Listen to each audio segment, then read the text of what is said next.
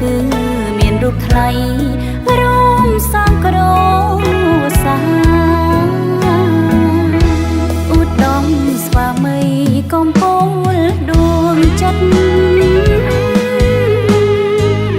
អូនស្មងបងពិតកុំបីសង្ស័យយើងជាគូស្នេហ៍ពីសម័យ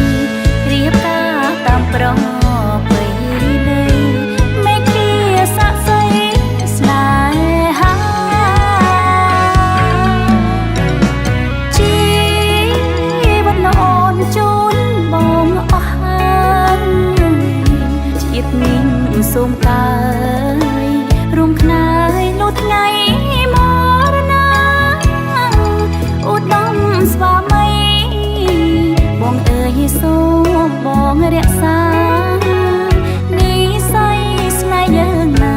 ជាតិនេះជាតិណាប្រាថ្នាតែ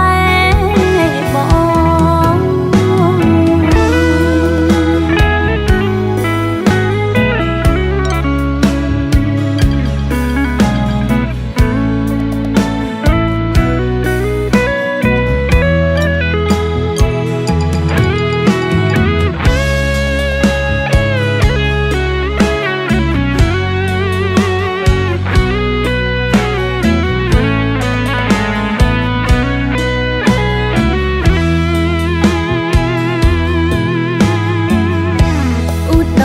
ស្វាមី